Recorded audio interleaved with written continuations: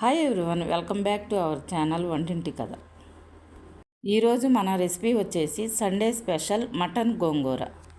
ముందుగా 4 కట్ల గోంగూర తీసుకొని నీట్గా క్లీన్ చేసుకొని 2 పచ్చిమిరపకాయలు వేసుకొని ఉడికించుకోవాలి. గోంగూర ఉడికిన తర్వాత 1 స్పూను ఉప్పు వేసుకొని రుబ్బి పక్కన పెట్టుకోవాలి.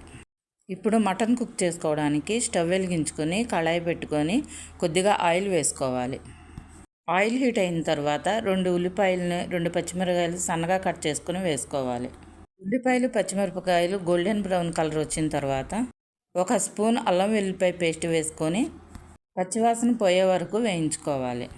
ఉల్లిపాయలు అల్లం వెల్లుల్లి పేస్ట్ వేగిన తర్వాత మనం క్లీన్ చేసి పెట్టుకున్న 1/2 కిలో మటన్ను వేసేసుకొని మొత్తం బాగా కలిసేలాగా తిప్పుకోవాలి. మటన్ మొత్తం బాగా కలిసేలాగా తిప్పుకొని మూత పెట్టుకోవాలి. మటన్ 10 నిమిషాలు ఉడికిన తర్వాత 1 టేబుల్ స్పూన్ ఉప్పు వేసుకోవాలి. 2 పెద్ద టమాటాలను సన్నగా తరిగి కర్రీలో వేసేసుకొని ఒకసారి మొత్తం తిప్పుకొని మూత పెట్టుకోవాలి. టమాటా ముక్కలు కొద్దిగా మెత్తపడిన తరువాత 1 స్పూన్ ధనియాల పొడి, 1 స్పూన్ జీలకర్ర పొడి, 1/2 స్పూన్ పసుపు వేసుకోవాలి. 1 టేబుల్ స్పూన్ కారం వేసుకొని కర్రీ మొత్తం కలిసేలాగా తిప్పుకోవాలి. కూర మొత్తం మసాలాలు బాగా కలిసేలాగా తిప్పుకొని మూత పెట్టుకోవాలి.